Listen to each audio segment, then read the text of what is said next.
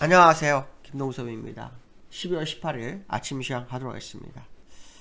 지난주 금요일날 미국 시장은 소폭 상승 마감했지만 S&P는 하락하고 끝나는 모습이었죠. 그래서 어떻게 보면 나스닥 다우는 상승이지만 S&P 하락으로 혼조세로 해석도 할 수 있는데요. 지난주에 전 세계 시장의 화두는 FOMC 회의였죠.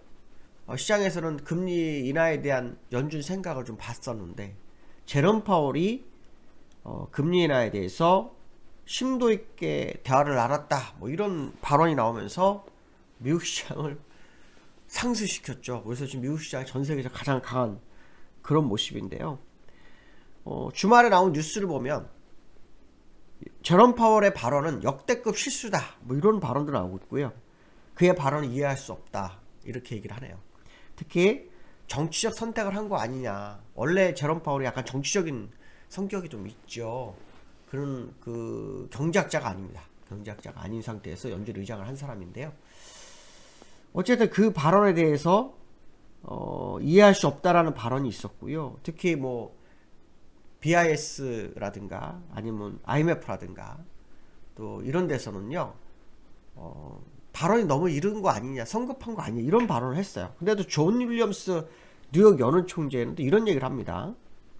금리 인하는 현재 연준 논의 주제가 아니라며 제롬 파월 연준 의장의 금리 인하 논의를 발언을 진화하고 있는 그런 상황이 나오고 있고요. 특히 금리 인하 기대감이 성급하다며 연준은 준비가 되어 있지 않다 이렇게 발언까지 했습니다. 갑자기 무슨 일일까요? 제롬 파월의 발언이 갑자기 시장에서 재평가가 되는 상황이 나오고 있습니다.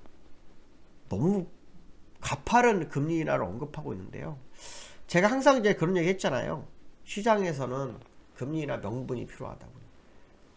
특히 근원 CPI가 여전히 4%입니다. 이것도 2% 가야 되거든요. 그러면 지난번에 올해 나온 내용 중에 하나가 뭐가 있었냐면요.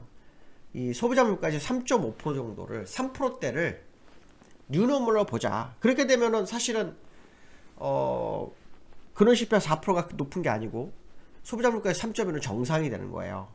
그러니까 그렇게 지금 해석을 하는 건지는 모르겠지만 사실은 금리 인하는 금리 정상화를 위한 금리 인하, 그러니까 3.2% 정도를 맞추게 하는 금리 인하, 그러니까 고금리에 대한 부분을 불식시키기 위한 방법, 아니면 악재가 터져서 금리 인하 하거나 두 개 문제거든요. 근데 둘 다 사실은 어느 정도 시장에 문제가 돼야만 금리 인하 하는 거거든요. 근데 현재 그런 내용은 없거든요. 상업용 부동산에 대한 얘기는 간혹 있었지만 그 시장에서 화두가 되지는 않았어요. 지난번 위역스라는 공용사무실이 파산했지만 시장에서는 그걸 무시하고 있어요. 그런데 갑자기 금리 인하를 카드를 뽑는 거에 대해서 시장에서는 이것이 또 악재가 되지 않겠느냐 뭐 이런 해석도 좀 하고 있습니다. 과거 사례를 보면 금리 인하는 오히려 주가를 끌어올리는 게 아니라 악재를 막으면서 금리 인하를 했고 그 다음에 그 악재가 회복되면서 금리 인하 효력이 나타나 오랜 시간 후에 효력이 나오면서 주가를 끌어올리는 그런 상황이었거든요. 그래서 금리 인하 때는 주가가 움직인 게 아니라요. 항상 뭐였냐면 양적 완화 때가 더 효과가 컸었던 그런 부분이 있었기 때문에 이 금리 인하에 대한 부분이 어떤 식으로 해결되는지 확인해야 될 것 같고요.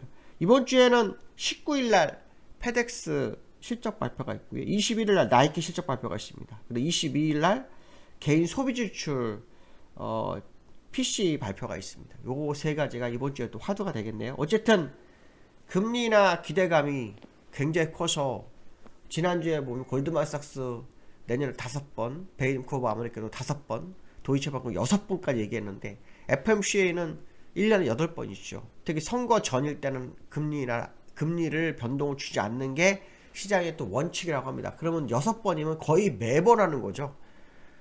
도이체방크는 1월부터 할 거 생각했는지는 모르겠지만 굉장히 당황스러운 부분이 있을 수 있죠. 그래서 어쨌든 금리 인하 기대감이 시장에 불을 지폈고요. 이게 또 우리 한국은행도 좀 문제가 되고 있죠. 이제 우리는 한국은행은 미국과 거의 비슷하게 가고 있거든요. 그래서 금리에 대한 어떤 언급을 이창용 총재가 발언해야 될지도 모르는 그런 상황이 오고 있는 거 아닌가, 뭐 그런 해석도 일부 할 수 있지 않을까 이렇게 말씀드릴 수 있을 것 같고요. 미국 시장은 S&P는 빠졌고요. 약보합으로 끝났고요. 그 다음에 나스닥 0.35%, 다우 0.15% 상승했는데 기술적으로는 뭐 그대로죠. 여기 타고 있는 상황이고요. 장중한 때 0.5% 정도 빠졌었네. 0.4% 빠졌다가 되돌리고 끝난 다우의 모습이 있고요.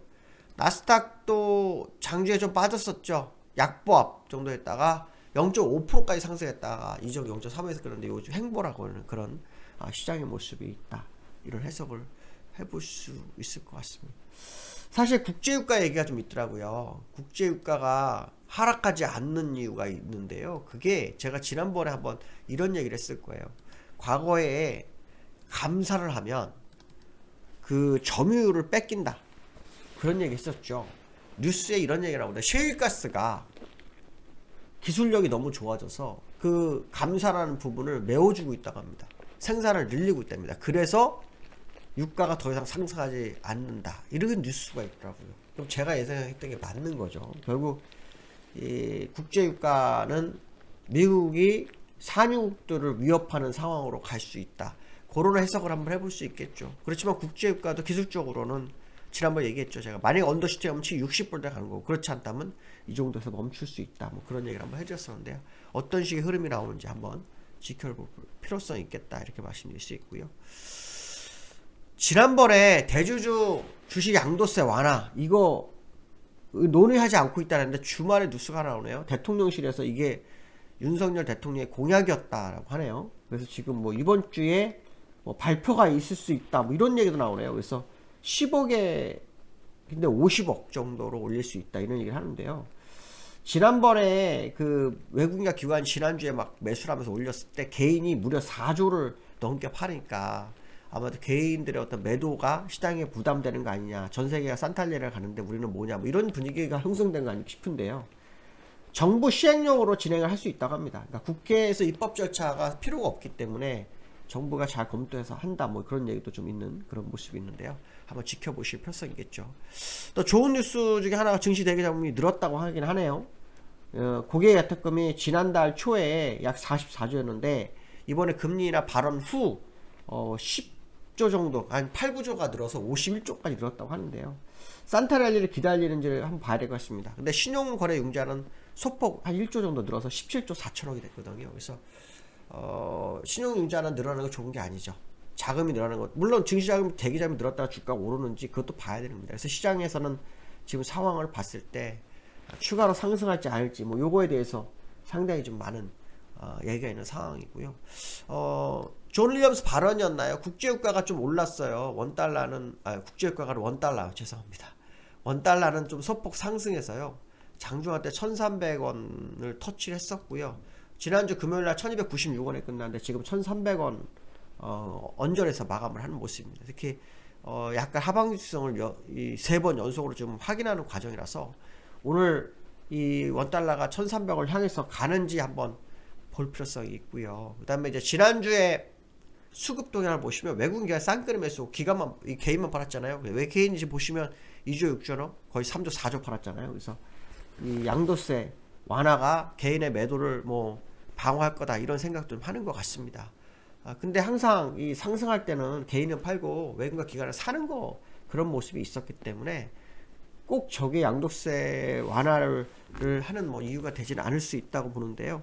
어쨌든 중요한 것은 뭐냐, 외국인과 기관이 매수를 하고 있기 때문에 특히 지난주 금요일날 목요일날 외국인은 무려 1조 4,600억을 샀어요. 그렇기 때문에 이번 주에 외국인들의 행보를 꼭 봐야 됩니다. 외국인들이 만약에 추가로 사는지를 봐야 될 것 같고요.